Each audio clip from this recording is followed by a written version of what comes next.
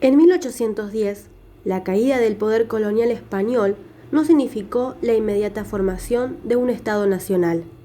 Pasaron casi 50 años de enfrentamientos por causas políticas y económicas en los que no se integraban los intereses de Buenos Aires, el litoral y el centro del país. Buenos Aires controlaba los recursos de la aduana y era la provincia más rica. Los caudillos provinciales no respaldaban a Juan Manuel de Rosas, gobernador de Buenos Aires, pero carecían de recursos necesarios para imponerle a esta provincia un proyecto de organización de alcance nacional.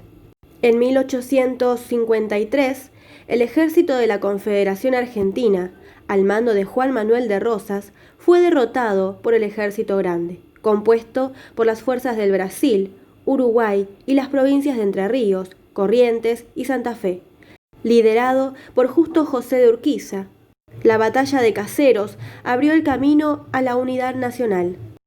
Después de la derrota de Caseros, en el año 1852, Juan Manuel de Rosas renunció a su cargo de gobernador. Apoyado por los demás gobernadores, Urquiza comenzó a gobernar la Confederación. Su objetivo principal era sancionar una constitución nacional. Para lograrlo, convocó a los gobernadores de las provincias a una reunión en San Nicolás de los Arroyos. El Acuerdo de San Nicolás respondía a los intereses del interior del país, pues las provincias delegaban el poder de decisión a un poder central. También se dictaría la libre navegación de los ríos. 13 provincias firmaron este acuerdo con excepción de Buenos Aires. Los legisladores porteños estaban molestos por la poca representación que tenía la provincia en el Congreso Constituyente, que contaría con 2 diputados, al igual que el resto. Tampoco aceptaban los poderes que se le otorgaban al gobernador entrerriano. Ante la oposición de Buenos Aires, Urquiza decidió intervenir la provincia. Esto provocó que los porteños se sublevaran en un levantamiento en la ciudad de Buenos Aires liderado por Bartolomé Mitre y Adolfo Alsina, las 2 figuras más importantes de la política porteña. De esta manera, Buenos Aires se organizó como estado autónomo independiente. Ambos estados estuvieron en conflicto por intereses políticos y económicos. Durante los 10 años siguientes hubo 2 estados independientes, la Confederación Argentina y el Estado de Buenos Aires. En enero de 1853, en la ciudad de Santa Fe, comenzó a sesionar el Congreso General Constituyente, con la participación de representantes de 13 de las 14 provincias de la Confederación Argentina. Buenos Aires no asistió. El 1 de mayo de ese año se aprobó la Constitución Nacional, inspirada en los estudios de Juan Bautista Alberdi, y tomaba como modelo la Constitución de los Estados Unidos de América.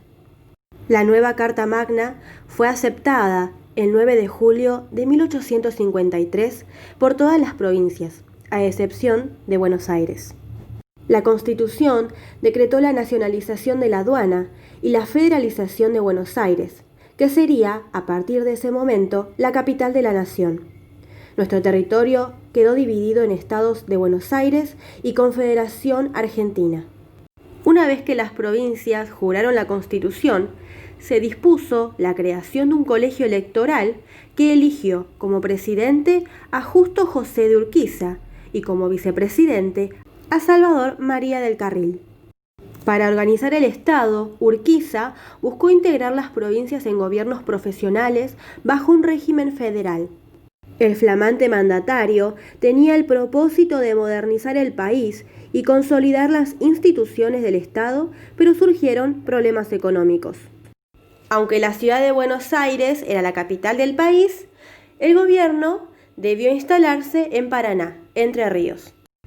Por otra parte, los recursos de la aduana eran controlados por Buenos Aires, exportaban cereales y ganado, y también poseían un banco emisor de moneda.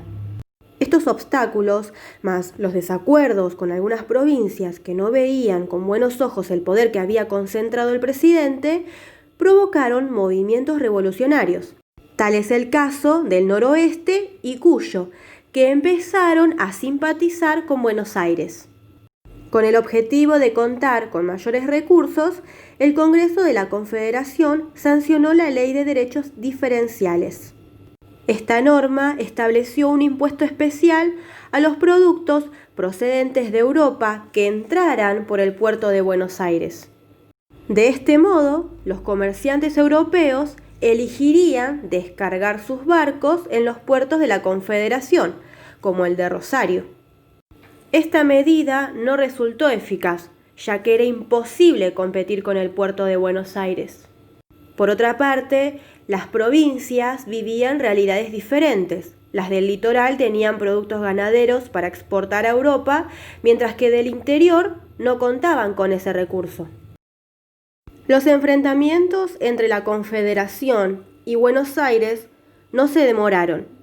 En 1859, las tropas bonaerenses al mando de Bartolomé Mitre y las de la Confederación al mando de Urquiza se enfrentaron en Cepeda.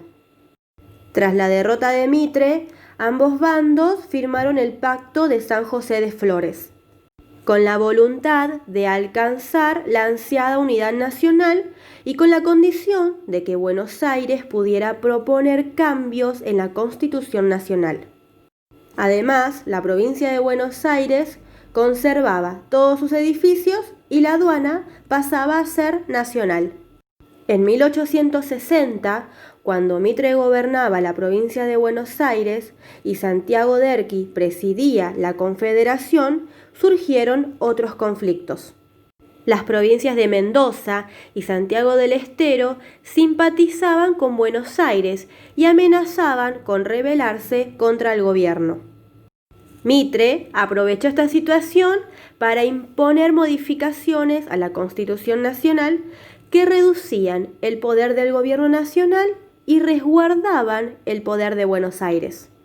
Una vez más, Mitre y Urquiza se enfrentaron en la batalla de Pavón, con el triunfo de Bartolomé Mitre. Tras la victoria, convocó al Congreso Legislativo Nacional, que finalmente lo proclamó presidente de la Nación el 12 de octubre de 1862. Así, se inició la organización política definitiva del país. En 1853 se promulgó la Constitución Nacional, que adoptó la forma de gobierno republicana, representativa y federal. Pero desde 1820 las provincias fueron gobernadas por caudillos que tomaron la autonomía como principal bandera frente a la política centralista de Buenos Aires. En algunas provincias, la resistencia se transformó en rebeliones armadas. Se llamaba montoneros a quienes combatían bajo las órdenes de un caudillo. Eran grupos de gauchos a caballo que defendían los intereses de su provincia y responsabilizaban al gobierno nacional por sus malas condiciones económicas. ¿Quiénes fueron los caudillos más representativos? La palabra caudillo proviene del latín capitellum, que significa cabeza. Los caudillos fueron los máximos referentes de los sectores populares. El pueblo los respetaba y lograban reunir ejércitos de entre 500 y 7.000 hombres, atraídos por su carisma y fervor. Luchaban para conservar el espíritu histórico y político del lugar donde habían nacido. Eran hombres rudos, cuyas ideas no siempre se sujetaban a las normas jurídicas. Hacia 1870, las tensiones políticas estallaron en una rebelión en la provincia de Entre Ríos, encabezada por Ricardo López Jordán. Los rebeldes ingresaron al Palacio San José, residencia de Urquiza, y lo asesinaron en presencia de su familia. Algunos de los caudillos más representativos fueron Facundo Quiroga, La Rioja, Francisco Ramírez, Entre Ríos, Estanislao López, Santa Fe, José Artigas, Banda Oriental, Ricardo López Jordán, Entre Ríos, Juan Bautista Bustos, Córdoba, Martín Miguel de Güemes, Salta, Chacho Peñalosa, La Rioja. Entre 1862 y 1880 gobernaron 3 presidentes constitucionales que impulsaron cambios y transformaciones.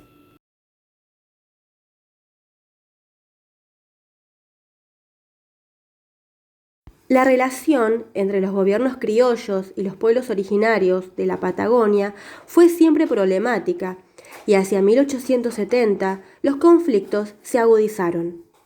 También residían pueblos autóctonos en las actuales provincias de Formosa, Chaco y parte de Salta.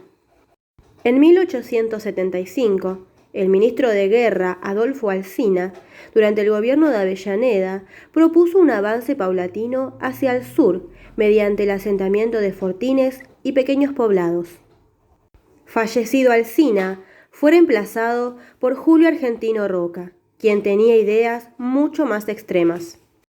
El gobierno, impulsado por los grandes propietarios de tierras, comenzó a hostigar con fuerzas a los pueblos. Los políticos de la época llamaron a esta campaña Conquista del Desierto. Sin embargo, las tierras no eran un desierto, sino una región fuera del control del Estado. En 1870 y 1917 se realizaron varias expediciones militares para conquistar las tierras del Chaco, que estaban habitadas por los pueblos originarios. Algunos de ellos eran los huichis, los tobas, los mocovíes, entre otros. Los pueblos originarios entendían que el objetivo de dichas expediciones y de su participación en trabajos en blanco era su sometimiento y se resistían a los destacamentos militares, luchando contra ellos. El resultado final de las 7 incursiones del ejército fue una grave mortandad. En el año 1884, el general Victorica organizó la mayor campaña de exterminio, ya que incluyó buques de guerra. Si bien no se logró consumar la conquista, se instaló un dominio militar del gobierno nacional que fue sometiendo a los indígenas que continuaban su lucha. En 1899 se realizó otra ofensiva que terminó de socavar la resistencia. Luego del sometimiento militar, se incorporaron los originarios como mano de obra a distintos sectores de la economía. A la caída de Rosas, la población de nuestra patria alcanzaba escasamente al 1,5 millones de habitantes. Inmensas regiones fértiles, bien regadas por los ríos, de clima templado, estaban totalmente desiertas. Esperar que se poblaran por el solo crecimiento vegetativo era aplazar para un tiempo remoto el progreso del país. En este momento, Europa pasaba por una crisis. La corriente inmigratoria hacia el Nuevo Mundo se produjo así con mucha facilidad y alcanzó rápidamente enormes cifras. La gran mayoría provenía de Italia y de España y otros países mediterráneos europeos.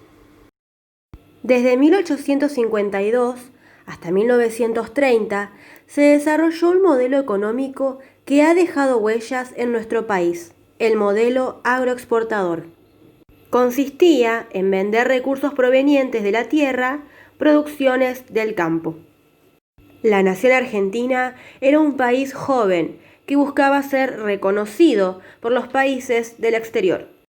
Empezó a producirse lo que el mundo necesitaba: materias primas como minerales, cereales y carnes. Fundamentalmente se exportaba carne salada, cuero, cebo, trigo y lanas, extraídas de las ovejas que se ambientaron muy bien en las extensiones de la Patagonia. La producción de exportación se concentró mayoritariamente en la región pampeana. Fue la ganadería la que impulsó el desarrollo de cultivos, ya que era necesario ofrecer pasturas de calidad para obtener carne más tierna. Se sembró alfalfa en los campos.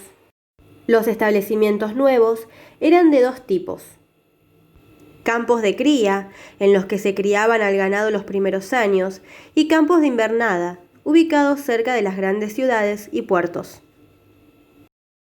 En estos últimos se compraban animales de 3 años de edad para engordarlos y venderlos al frigorífico. El Estado tuvo un papel muy importante para que el modelo agroexportador funcionara. Se encargó de garantizar la libre circulación de bienes y capitales, desarrollar la red de transporte, facilitar la llegada de inmigrantes extranjeros para incorporarlos como mano de obra, hacer producir las tierras incorporadas luego de la campaña del desierto y organizar el sistema monetario.